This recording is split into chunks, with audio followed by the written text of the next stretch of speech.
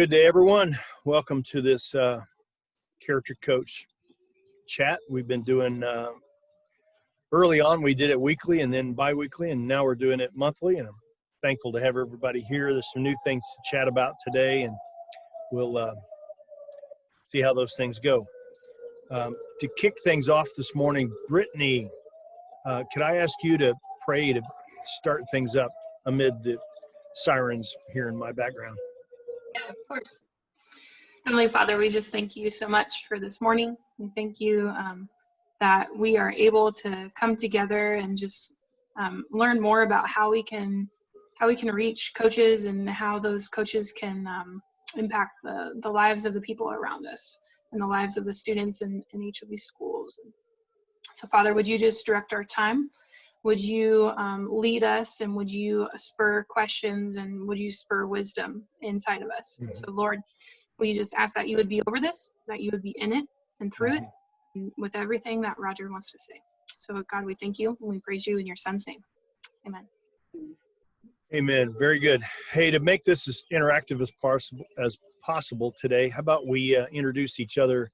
Just tell us who you are, where you're serving, and yeah, that'll probably be enough. Brittany, let's jump back in with you. If you will start, I'll call people out and we can kind of get a feel for who's on the call today. Thank you. Yeah, I'm Brittany Heinrich, and I actually just started in Northeast Nebraska as the area director. Welcome. Thank you. Are you north of Omaha or in Omaha? I'm in Northwest. So oh, you said Northwest. Oh, I'm sorry. Yep. Okay, got it. Yeah.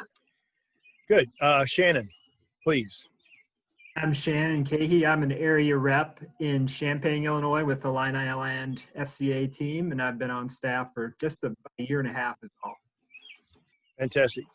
Very good. Dave Turnbull, another newcomer. Thanks, Roger. Brittany, I want to know if you're a Benson Bunny over there, or is that one of your schools? No, I'm in Northeast Nebraska, so Norfolk, Columbus. Fremont, up there? Fremont, yep, they're in my area. Will you go all the way to South Sioux? Yep. Okay, then I may have to have you get in touch with our new guy up there. Okay. Garrett Eilers in Sioux City. Anyway, sorry, Roger. Nothing hurt. Dave Turnbull, state director in Iowa, working on my 36th year. Happy to be on the call. Fantastic. Thank you, sir. Matt. You're muted, Matt. Matt Schulte, area rep, not quite a year. I serve Marion and Mahasset County, so just south and east of Des Moines a little ways. Very good. And Todd Sweatman. I am the Western Illinois area director, and I have been on the campus of McMurray College. McMurray College closed recently, and working on having an office at Illinois College and work pretty closely with the coaches and athletes there.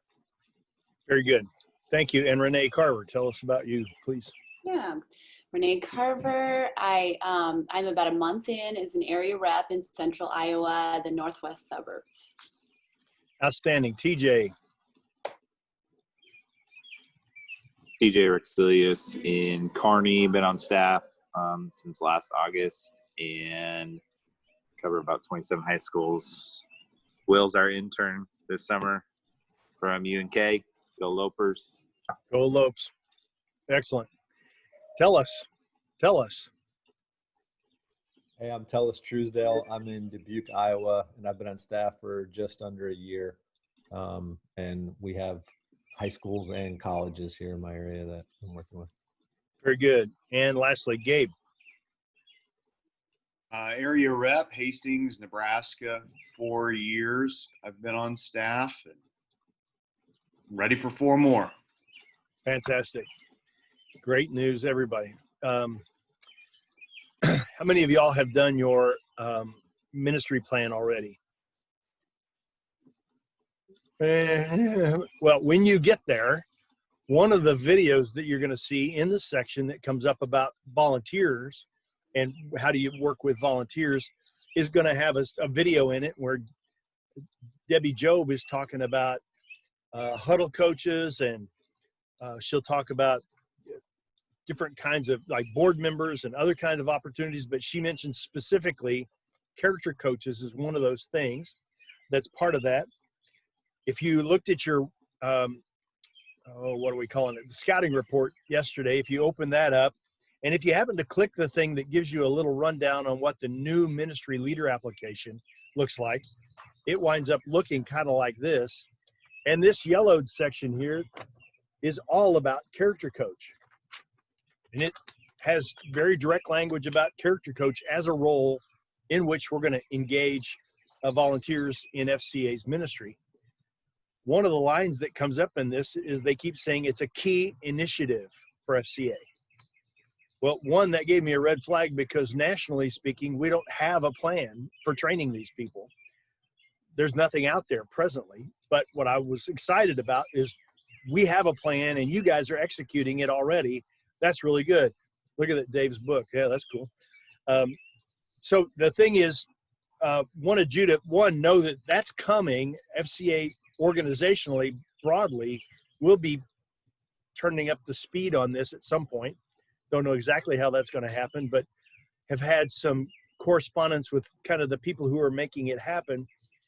And what I want you to know is, first, the way we're going about it, we here in Nebraska, Illinois, Iowa, as we turn up the speed on this, it's in keeping with what they're doing. It's the same kind of language. It's the same kind of general approach. It may be different place to place, but on the whole, it's very much the same. What I wanted to ask you about today is to think about, as you're building your ministry plan and as you're making preparations for whatever the fall is going to look like in the schools where you're serving or the clubs or whatever, have you thought about how you're going to connect, 1, with churches, 2, with athletic directors, and 3, with coaches in order to foster these relationships of character coaches with teams? So it's a 3-pronged question. Have you thought about that? And what are your plans presently for engaging each of those sets of people with your ministry in developing character coaching as a ministry? So anyway, who would like to jump in? What's your plan? What have you been doing that you found successful? I had a great meeting yesterday that I'll tell you about later, but love to know where you are presently.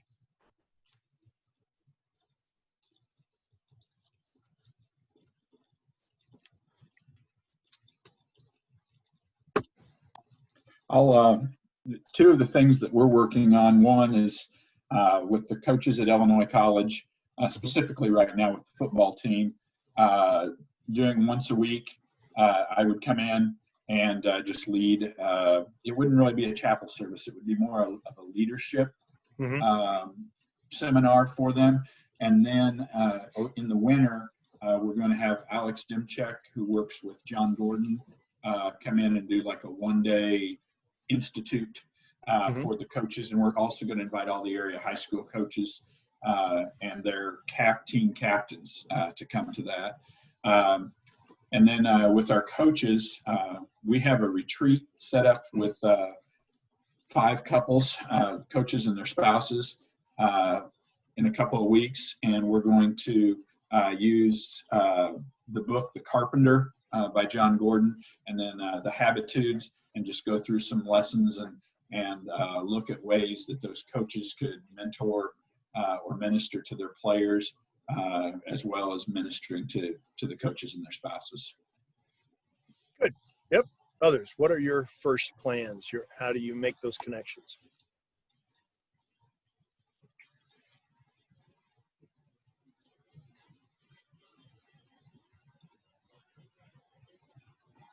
I mean, given that a lot of us are new, we may not know exactly what we're going to do yet. That's okay. That's absolutely.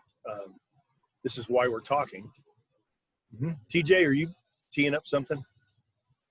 Yeah, so we've kind of done it a little bit backwards, but between Nate Lewis and I, we have gone up, met with each of the coaches at the college, and have basically started with the question of, we're here to serve, how can we serve you?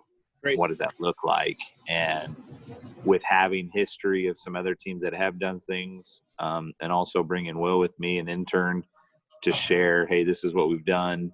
This is what's been helpful. This is what has been really effective. So we have a game plan with every single coach on the college campus. And now it's a matter of finding a character coach. So we've kind of done it backwards, but we have a plan set up for each area. And Nate and I kind of know that we have to multiply ourselves now because there's no way we could handle all that. I would say that's not at all backward. It's probably the best angle is to go first to those guys because they're the ones who can express interest, desire, or that kind of thing. That's really good. Now the neighbors have decided to mow the lawn. So here's the thing. Secondly, I think the best question to ask them in that process is, Coach, who do you know that you already trust who I could train to be that character coach? The coach may know somebody who's a solid believer. Maybe it's somebody from his church or an alumnus from the school or a guy who played there in the past that's still in town. It could be a good fit. That's really a great way to start. Rather than, the other way of looking for them in the church is fine, but it's more direct and a cleaner way to do it in terms of if there's an existing relationship with the coach and somebody, bang, that relationship of trust is the gold standard in how that works. Good. Thanks, TJ. Other thoughts? Roger, this is Dave. I just want to reemphasize your last point. We've had a couple of incidences in our area where, volunteers sort of recommended a potential character coach, and the coach didn't know from Sikkim, but wanted to have something, and it hasn't worked out well because there was no relationship there, and in at least one of the cases, you got a guy. There was a guy here that well-meaning, great heart, loves the Lord, but he's just not a good character coach. He just doesn't have the skill sets to do that. And that's a problem. We didn't do a good enough due diligence in matching this up. So I think you're right. We could find him maybe in the churches and do some things, but the coach has to have a great comfort level with them. And I think because honestly, our chaplain, our character coaches are supposed to minister to the coaches. And I don't know about the rest of you on the call, but most of the time what we get is the coach deflects to serve the players, rather than himself or his staff. We get that a lot. And we're trying to, I'm going to use the word fight, but we're trying to fight that, not fight, but try to really emphasize that with the coaches. Yeah. Sometimes that may be something through which to persevere, because at first that's his or her interest is this is good for the players. But if we persevere and develop more and more trust, then that lets us in that coach's life a little more. And yeah, often it's kind of a proving ground in that first season of serving is, can I trust you? If I give you these parameters, will you stay within them, or will you break the rules, or whatever?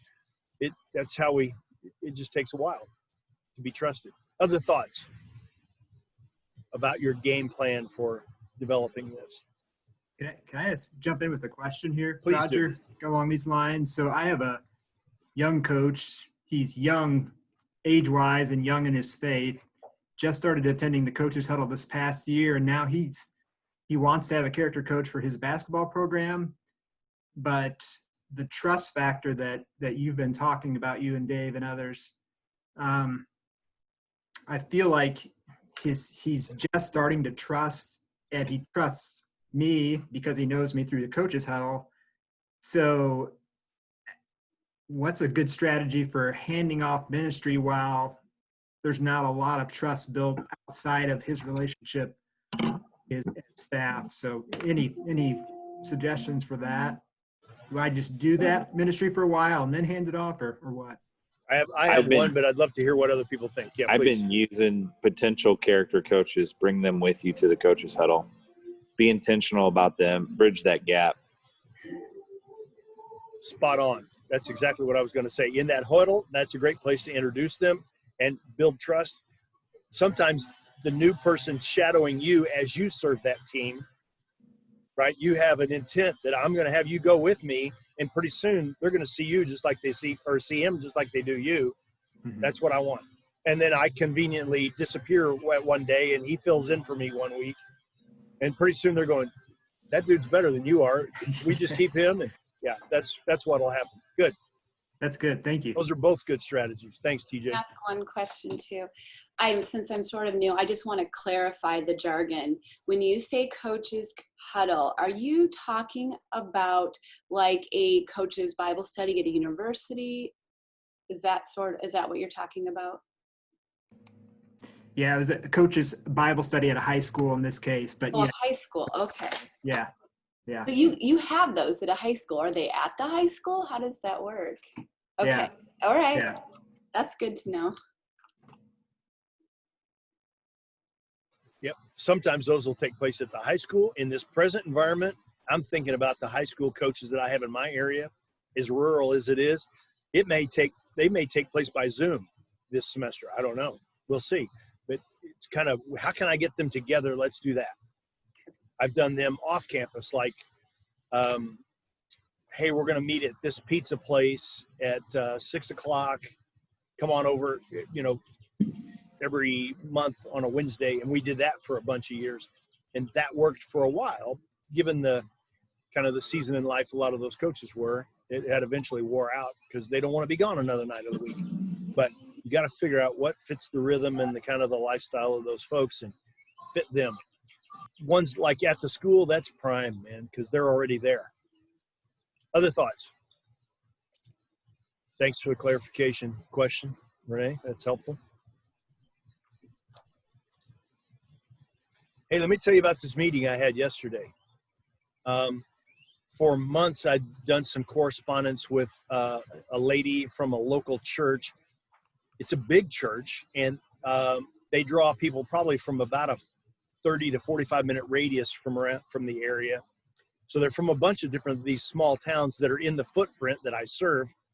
And I've been talking to her about, hey, is this something you'd be interested in, having people from your church serve in this way, partner with FCA? And it's a new enough concept that they didn't know how to wrap their minds around it. But finally, I got her to meet me for coffee yesterday. I'd sent her a clearer email, like I sent to a bunch of people just last month. And we had a great chat over coffee. The cool thing about her job is that's her whole job, is to figure out how to engage their people from their church in ministries in the community. I'm like, this is brilliant. And anyway, so she's about to send something through their congregation that will let them, indicate interest.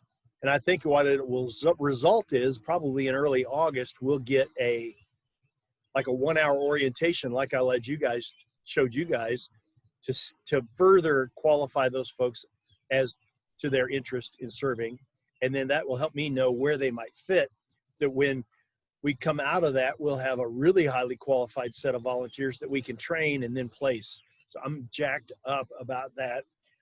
If you want, I will, in the email that I'll send later today, I will send you an attached file of, this is a letter that I sent to pastors, church leaders all over the place related to opportunities at the university. Like, we're looking for opportunities with these teams. We're already serving here, but I'm really looking for a female that can work with me this season in women's soccer, serving that team. Eventually, I'd like to give that responsibility to that person, but I don't even know her name at this point. The same way I'm looking for an African-American young guy to work with me related to football and men's basketball here on campus, and similar women's basketball and other sports. But so anyway, that's related to the university. And then I also sent another set of churches related to high schools and junior colleges, that kind of thing. Here are the opportunities with all these sports in all these places. Here's how I'd like to work with you, be your partner, and to have, you know, the volunteers come from your church. They're genuinely an extension of your church in that community, serving as ministers there. If you'd like, Hey, Roger? I'll send you that. Yeah, please. On that school list, the last one you just referenced, Yep. especially the high school ones, Mhm. specific programs, because you have been in connection with specific head coaches who are wanting or have expressed an interest in having a character coach, if you could provide one. Is that, do I understand that correctly, or? No, at this point, it's rather general. I'm saying kind of in a general way, we have a lot of favor with a lot of coaches and athletic directors in these schools. And now, as you are, let's suppose you're in Johnston City and you're thinking, man, this may be a fit, then I would start the process with that volunteer and go speak to the coaches I know there and try to make a fit that way. Okay. In some so cases, you don't have specific, like, I want to say specific job openings for a character coach that you're trying to fill necessarily. not just yet. Okay. In one case, there's some interest. In a couple of other cases, yeah, that would be good, but who do you have in mind? That's their first question is, that's somebody I really got to trust before I let them in. I said, of course you do. But yeah, this is rather general at this point, but it has language that I think church people hear well of, hey, we're not trying to steal your people. Rather, we're trying to help your people be engaged in significant ministry outside the walls of the church. On the other end, here's the thing. This is a chart, a one-pager that I'm using with athletic directors and coaches. And it lists opportunities for what's coming up this year. And on one page, I said, here's coaches' huddles. This is what a coaches' huddle looks like. You know, like 3 bullets under it of what that is. Multi-sport huddles, like at schools. If that's what you want to do in your school, I can help you do that. Here's what a team huddle looks like. 3 or 4 bullets about that. FCA collegiate huddles, because, you know, at the university or the JUCO, we can help you do that. It's collegiate level. One-on-one mentorship. That's one thing I enjoy doing personally, and so that's on my list. I've already had, like our head basketball coach yesterday said, we have this one player, and I think one-on-one may fit him better than anything else. I said, good, let's talk about it. You talk with him, and then let's get together. And then I have character coaching as one of those items down here. And then I'm looking for interns for for this semester. And so anyway, I will also send you this that you can take out, put in, whatever you'd like. But this gives me a piece to put in front of a coach and go, here are the kind of things we're doing. It's a smorgasbord. Pick what you like. Leave the rest. And we'd love to help you, serve you in any way we can. But sometimes those simple things, I've emailed those and put them in attachments to emails to athletic directors. And in one place where we've had less than great success, that AD turned around, sent me a note saying, because we're in transition between huddle coaches, he said, this guy may be perfect. We've already connected, talked yesterday, looks like a home run. I didn't even know the guy's name until yesterday. And it looks like it's a great fit. Had I not sent that, that lead wouldn't have come. All right, other thoughts about how are you going to connect with those people, either on the church end or on the coach or athletic director end? Just to offer, to serve. I have a question. Please. Do we have to go to the athletic director? Is that at all? Like, let's say FCA is already at the university or the high school. Some ADs are touchy, and I know some I'd rather just go around them, but I just wondered what your thoughts were on that. I'd say even more so at the university level, I go where the opportunity is. And I may or may not even try to engage. If I know the athletic director is antagonistic, I'm probably going to avoid that person. Mm-hmm. But with high schools, I don't know. Dave, what's been your experience? I've not really avoided them. Sometimes if I don't know anybody or have any direct connection, that's where I'll start because they'll know everybody in the athletic department. Yeah. Roger, I think that ours and Renee are right in our backyard with and Matt and Gary involved a little bit too. I think most of the time we've done exactly what you said. We've, Aaron talks about, did we find a person of peace? Mm-hmm. If we find a coach of peace, we work with that coach. Absolutely. If we find the athletic director, that's even better. Or sometimes we're going to work with a coach and he's going to make sure that the athletic director knows, is aware kind of what he's doing. Mm-hmm. But we don't go to the athletic director, Renee, before we do anything else. That's what I was wondering. We go, Not a requirement. we provide, they know about what we're doing but individual coaches are usually the ones that we work with more predominantly versus going to a principal or superintendent or athletic director and say, here's our list of services. Yeah, the reason I ask is because, as Dave knows, in the Des Moines area, we've had some issues lately with a couple schools with separation of freedom from religion and things like that. And I feel like if we go straight to the coach, like if we would go to the AD and like, it almost makes them more culpable if something were to go down. I hate to even have to think about that, but it's reality. So anyway, that's just where my mind is going. Yep. Okay. In my experience watching this across a whole bunch of years, my analogy is that school principals, athletic directors are much more like beat cops than they are constitutional lawyers. They don't care about the Constitution.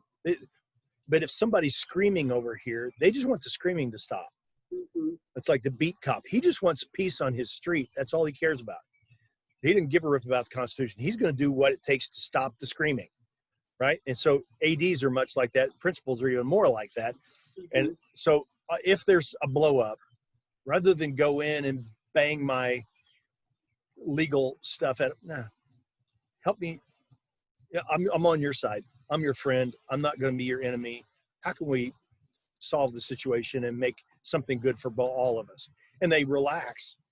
And I said, good, you paint the parameters. I'll make sure we play within them. And that kind of language generally relaxes everybody and helps them to just be easier to work with. Yeah, Roger, and I don't want to co-opt the rest of your time here today, but I think, right. Please go ahead. One of your webinars here, Zoom calls, we might want to just focus on, I think one of the real issues that all of us are going to face if we're encouraged and we're trying to empower coaches to be disciple makers, since most of us are going to be working on public school campuses, whether they're high school or public colleges. Mm-hmm. We're going to run head on into coaches trying to disciple athletes on their campuses. And we're going to get some pushback. And coaches would be violating the letter of the law if they're discipling coaches in any way, shape, or form on their public school property. So, and the character coaches are, have a little more leeway maybe, but that's a whole issue of discussion, I think, Roger, that I think we need to help train our volunteers, our character coaches, and our staff as to how do we get those coaches who want to be disciple makers, and maybe they have a heart for that, but they're gun shy because their jobs are threatened. Or they're not sure how to do that. And I think it's incumbent upon us as a ministry and each of us individually in the relationships that we have is that we know this well and help coach them up to know what they can do, probably what they shouldn't do, but that, but we're going to trust Jesus. But we don't win any battles by going in with guns blazing. Absolutely. And get kicked off campus and help a coach lose his job. So that's probably worth a whole seminar. Agreed. Just on that at some point. Agreed. Other thoughts on that issue or other things related to starting things up. Buenos días, Luis. ¿Cómo estás?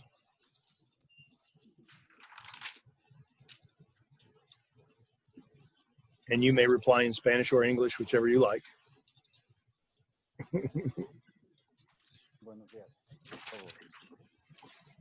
Okay, other thoughts about that? Here's the bottom line on this thing. Among all the things that FCA does and can do, character coaching is going to be woven into the fabric more and more as we go ahead. Developing strategies that fit your area are going to be really important to figure out, how do we offer this? How do we engage the volunteers to serve in it? How do we help make the connections between the volunteers and the coaches? Because that's what often the volunteers don't have yet. They may have tons of desire and lots of want to, and even after we give them some training, even the know-how to do it. But if they've not already had relationship with coaches, it's a new thing for them. And we may have to be the intermediaries on the front end of this. Then it's the same for the coaches. They don't know what a character coach is until we tell them. And we just have to walk along with them in figuring that out. Other questions or problems to solve?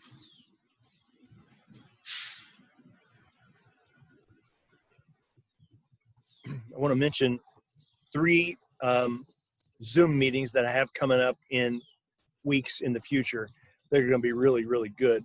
These are the Monday variety that has folks from all over the U.S. and various parts of the world on it. The one coming up on July 20th is going to feature David Giddings from Virginia Tech. Dave is the football chaplain at Virginia Tech. He's the collegiate director at Virginia Tech. He has a team of people serving there in that athletic department. But he's going to talk in particular about college football, and a lot of the things that are true about that will apply also to high school football and leading character coaches in that environment. Anyway, that's July 20th. It'll be 10 o'clock in the morning on that Monday. If you'd like to do that, again, I'll record that as I do these others anyway. Then on the 3rd of August, another Monday, just a couple of weeks after that, the 3rd of August, I'm going to have Ali Maleka from Southern California.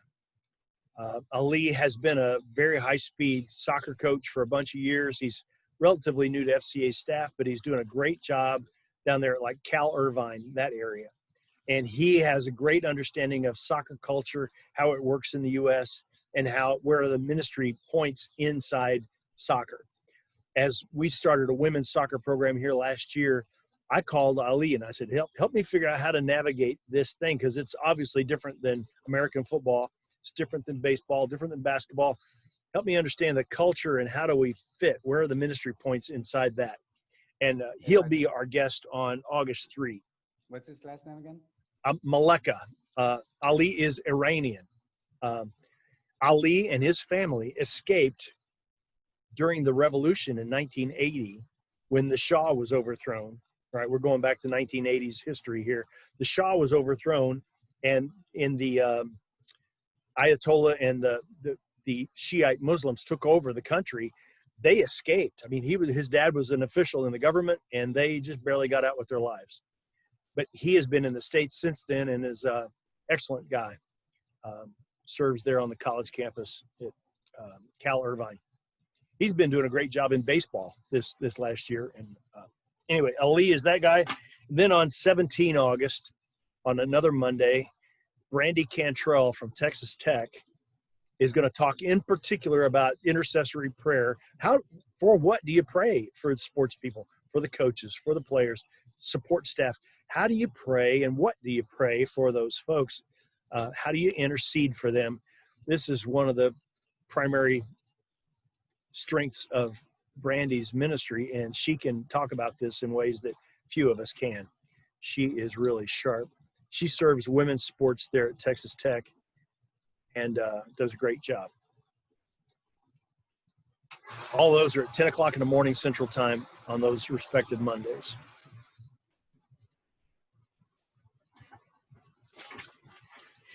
I don't have a whole lot more to talk about today outside of any questions that you have, but I just really wanted to affirm that you guys are on the front edge of this growth of character coaching in FCA in the U.S. And the better we formulate our plans so that we can execute them in the fall, the better success we'll have. And frankly, we wind up being the people that everybody else is going to call and say, how did you do that? Hey, we want to do that, but we don't know how. What do we do? So they'll be calling you, they'll be calling me, they'll be calling Dave saying, hey, we want to do this, but we don't have a clue. Can you help us? Yeah. Your real-time, real people experience will be of tremendous value all over the place. I have one more question. Please do. When one of your letters had all the things that we do, that you sent out this letter to your local churches, was one of the letters. Yep. Who did you address it to? The head pastor? Did you look up the outreach person? What did you do? Yep. I looked at websites for the most part. I knew where these churches were all over the place. I would look at their website, and if there's like a senior pastor and I have even acquaintance relationship, I'm going to send it straight to him or her, just because that person is the one I already have a connection with, and they can send it to the right person in their respective churches. That's one. If they had somebody like my friend Michelle that I met with yesterday, if they had somebody that's his or her job, like they're the local missions pastor or something like that, outreach coordinator or whatever it is, some title like that, that's the person I'm going to address it to, because it's right in their wheelhouse of what they do every day. That's a great question. But some of them, you know what? Churches don't always do things really well. And some of the email addresses on the thing, they were dead links. They didn't go anywhere. So a couple of those, I'm a bit persistent. So I turned around, snail mailed that same information right to that pastor, just because I know it's more likely to get there this way. Some of them, I sent something through Facebook, like a Facebook message, because I had them on Facebook or something. I'm just trying to find a way to connect. And old wrestler mentality, I'm a persistent son of a gun. I will not quit until we finish. How did you pick your churches? Some of them, I knew they were, by nature, they're interested in people in the community. They're not just like a we for and no more mentality of try to draw everything in here. They have an outward focus. That's part of it, that profile, that they're already engaged in outreach in the community. Some of them were demographically. It's like, this is kind of a college-oriented church. I'm going to send college-oriented stuff that way. This is a small town. We like our small town and almost nobody else to kind of place. I'm going to focus on them. There's some African-American churches, because I know I'm probably going to find more African-American dudes there than I am anyplace else. And I know the pastor, and they like me. And so some of them like that were demographics, and others were their respective focus for what do they care about. Some of them are home team churches for me too, right? They're already supporting us. I'm going to try to find another connecting point by engaging their people in service. Great question.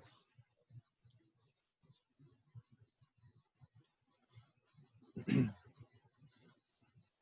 again, with a link to today's recording, a little later today, I'll send these letters that you can use or throw away as you will, and adopt and modify to fit your own setting. But you can see how they're trying to engage those church leaders. And then the other one-pager that I'm putting in front of athletic directors and coaches, and carried them around the university athletic department the other day and left one with every single coach. Some of them weren't there, but I left a note, and coach, here's the ways I'm trying to serve you. And then the head baseball coach turned around and called me immediately.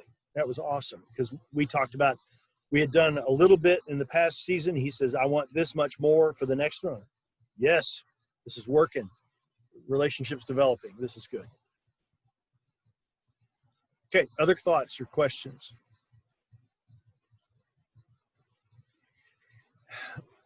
Like most of our ministry, this will not fall on you. You probably have to develop it. It's going to take some work and figuring out what the angles are. Sir Dave. Roger, what happens if when your connection is not a head coach but an assistant coach? How do how do you work with those assistants? Yeah, great question. Yep. First, I treat it on a personal one-on-one level first. And then I'll ask that coach, what do you think the head coach would think if we offered to do some things in a broader way than just you and I, but something for the staff or something for the players? What do you think? So I'm going to ask him or her that opinion. That's opened the door to me to some university teams just because I first had a relationship with one of the assistants, and then it opened up later. But rather than have that assistant see me as being utilitarian of him or her, like I'm using you to get to the head coach, no. First, it's about this relationship. Then I may ask, what do you think if we offered to serve the coaching staff in a broader way? What would the head coach think? Now, I watch to see how that is received. Do you have thoughts about that, or that's just the way I've done it? Good, thank you. Again, like you mentioned, that coach may be the person of peace in that place. Let's camp out there. And then if more doors open, good. If none do, I'm staying with the person of peace right here. I'm not going to use him or her to try to get to something grander, if you will. Coaches and players can sense that utilitarian attitude from a mile away, and they will not respect it, and you'll soon be out if they believe you're using them. And Roger, yep. I need to drop off here, but let me put, so Roger won't, because he just won't, but I'll put in a shameless plug for his book. Oh, I'm only 20 pages in and already learned some really neat stuff about that. And Roger, I know we've had him up to Des Moines to do some training for our chaplains, our character coaches. We've done some other things with him that way, but this is another valuable resource. And I'm just trying to look ahead at some of the chapters, even to go in for some of our coaches and say, hey, if you're not sure about what this is like, let me show you some of the resources that we have so that you have a better understanding of what we're going to try to do to serve you through this particular kind of volunteer position. And I'm already seeing some ways in which I can apply it as we try to expand and make disciple makers. And without, once again, stretching ourselves so wide that we can't get it done. So good job of putting that together. Appreciate it. And we'll be using it. Appreciate it. I gave a copy of that to Michelle yesterday, that leader from the church, just because I said, just so you can get a feel for the kind of the way we go about doing this. And she goes, oh, this would be great. But it's got a bunch of different sections, 304 pages of stuff in there, but everything from these are essential elements of how you serve. And then how do you start? There's a section on how do you start a season or a career, and how do you serve, and the different kinds of people and different kinds of opportunities and values and things like that. But then how do you finish? How do you finish the season? How do you finish this coach's coaching tenure here, or a career, or as a character coach, how do you know when it's time to stop? When do you quit? And all that stuff. And a bunch of things like that. And then at the back end, there's some links and QR codes to various places for resources and connecting points around the world, and various sports chaplain stuff. So appreciate that, Dave. You're right. I would not, but you're very kind. Hopefully it's a good resource for everybody who uses it. Okay, any other thoughts? My boss always says, hey, let's be supporting our local fellow staff members, so just trying to do my job here, Thank you very much. Keeping it in the Midwest fam. We all, yes, sir. These are all Midwest people, right? Absolutely. Okay, well then we can talk about the other, no. Yeah, and the fun thing is Gordon Thiessen up there in Omaha, Nebraska, Gordon has published this and a bunch of other things for me. Very kind, great teammate. Takes great risks for poor authors like me to get material into the pipeline to serve and produce resources for people in ministry and sport. Good. If we don't have any other questions, Gabe, could I ask you to wrap things up in prayer, sir? Yes, sir. Let's Please. pray. Lord, thank you for the brothers and sisters in the ministry of FCA and our team of volunteers as well, God. We just thank you for what you've done for us on the cross, God, forgiving us of our sins and reuniting us with you, Lord. And we just look forward to that day when we're standing before you and your throne with